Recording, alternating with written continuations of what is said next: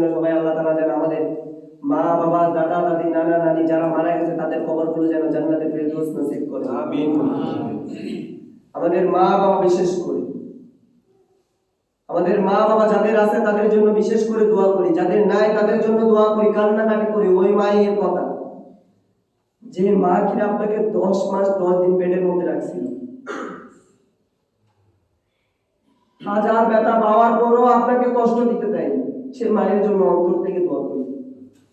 রব্বির হামহুমা, আমার মুখে মুখে বলি, রব্বির হামহুমা কামা রাব্বায়ানা সগীরা, কামা রব্বির হামহুমা কামা রাব্বায়ানি সগীরা, রব্বানা ইগফির লি ওয়া লিওয়ালিদাইয়া ওয়া লিল মুমিনিনা ইয়াওমা ইয়াকুমুল হিসাব।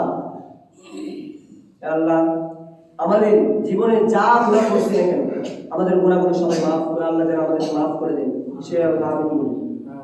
এবং বিশেষ করে আমার আম্মুর জন্য দোয়া করবেন। আমার আম্মু অনেকদিন ধরে একটু অসুস্থ, কিছুদিন আগে মেডিকেলে ভর্তি করেছে, কালকে মেডিকেল থেকে আসছে। আমার আম্মুর জন্য সবাই একটু দোয়া করবেন, আমার আম্মু যেন আগের থেকে একটু সুস্থ হয়ে যায়। আগের থেকে আলহামদুলিল্লাহ অনেক সুস্থ আছে। আবার দোয়া করবেন, কারণ যারা নামাজ পড়ে আল্লাহ পাক রব্বুল আলামিন তাদের সাথে আল্লাহর সাথে কথা হয় বেশি, তাই না? আমি বলছিলাম তিনটা মানুষের, অর্থাৎ 3 জায়গার মানুষের কথা হয় বেশি।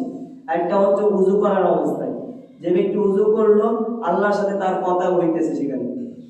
2 নাম্বার হচ্ছে রুকুতে, সুবহান রাব্বিয়াল আযীম, যে ব্যক্তি যতবার বললো আল্লাহ ততবার তার রুকমার জবাব দেয়।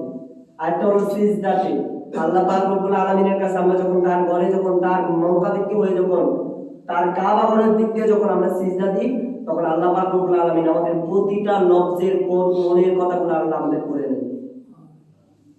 সেজন্য সবাই দোয়া করবেন এবং সবাই নিজ নিজ জন্য দোয়া করবেন, আল্লাহ যেন আমাদেরকে নেককার একজন মুসল্লি বানান, মসজিদের একজন 5 ওয়াক্ত মুসল্লি বানান। লাল মুসল্লির মতো যেন না হয় আমরা মুসল্লি ছিলাম না সেটা যেন আপনাকে জাহান্নামে গিয়ে না বলতে না হয়। জাহান্নামে গিয়ে যেন এরকম বলতে হয়, আমি মুসল্লি, আমি মুসল্লি, আমি নামাজ পড়ছিলাম, তাহলে জান্নাতে যাইতে হবে, জাহান্নামে না। তো যাই হোক, এটুকু বলে আমি সংক্ষিপ্ত বক্তব্য শেষ করলাম। আসসালামু আলাইকুম ওয়া রাহমাতুল্লাহি ওয়া বারাকাতুহু।